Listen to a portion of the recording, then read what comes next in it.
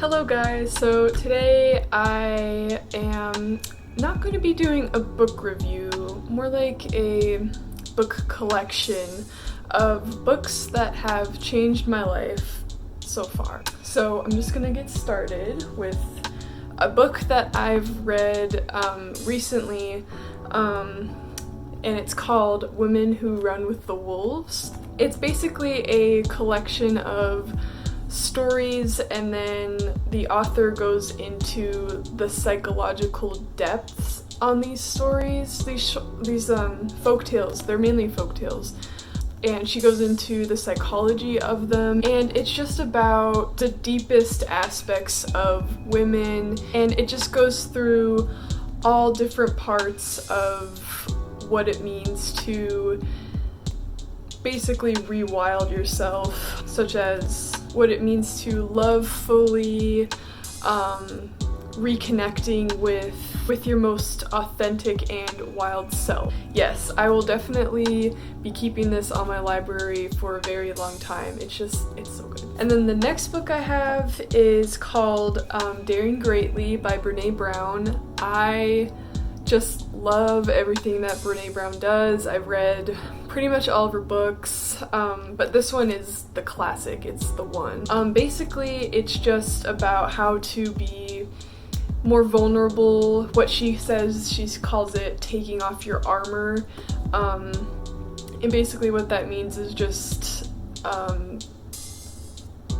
really just expressing yourself fully, how to do that, and she goes into depth about what causes us to not be vulnerable with other people and not connect fully. She's not afraid to talk about shame and guilt, and she refers to shame and guilt as the shame and guilt gremlin, which I love. It kind of like, it takes big nasty emotions and just like humanizes them basically, so it cannot attach to us as greatly. And yeah, reading all of her stuff just always makes me feel so good and just makes me want to like be real. I recommended this to pretty much everyone that I know. All of her stuff is great. I would highly recommend checking her out as an author. And then the next book is called The Wheels of Life. It's basically how I got introduced into the chakra system. It's just a huge book going over all of the 7 chakras, and each chapter is basically each chakra. So you've got the root chakra, sacral, solar plexus, heart, throat, third eye, and crown, and each of these are energy centers in the body. And she just goes into depth about what these energy centers are related to. And then at the end of each chapter of the chakras, there's like, you can do yoga poses to help connect and open them more.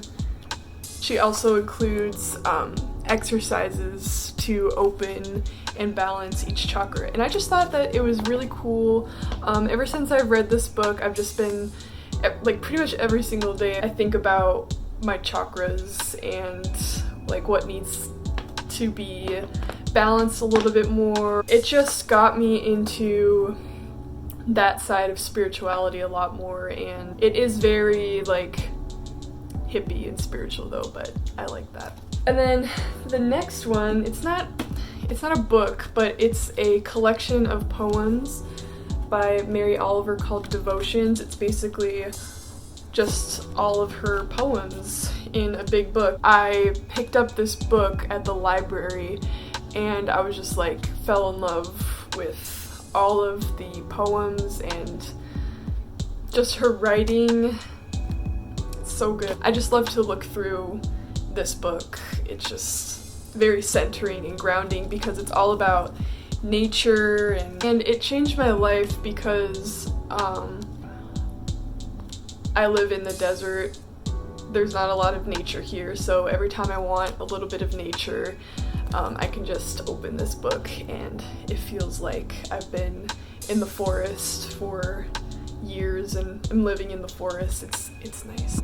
Now the next set of books are fictional, but they have changed my life greatly. I don't have the physical copies of these two books, but this author in general just changed my life, and that is Toni Morrison, and the two books that really I love from her are Beloved and The Bluest Eye. The first book that I've ever read from her was Beloved, and it was because I was in a class where we had to read it and then watch the movie and then compare the two.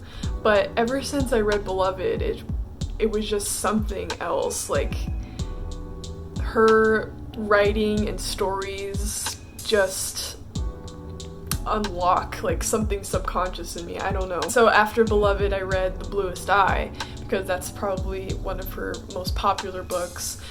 And that one really is just so good.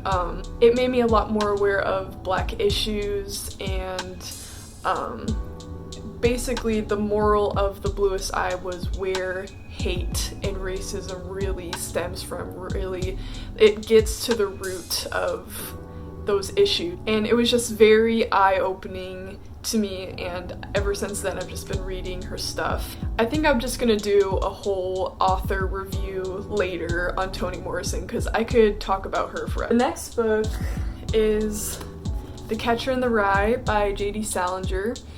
I read this book when I was 15 or 16. I feel like this is just an essential read for teenagers, but it changed my life because, I don't know, it made me see, this is gonna sound so cliche, but it made me see society in a different perspective, especially back when I was a teenager. It was just very, like, a mind-blowing concept. I was like, oh wow, people really are fake. Like, that's how I got introduced to that kind of mindset. But also, I really loved the metaphor of The Catcher in the Rye in general, just like how Holden wanted to save the innocence of children. I think I relate a lot more to that part now as an adult. So yes, this changed my life back in the day, and I still think very fondly of it, and I would probably gonna reread it later.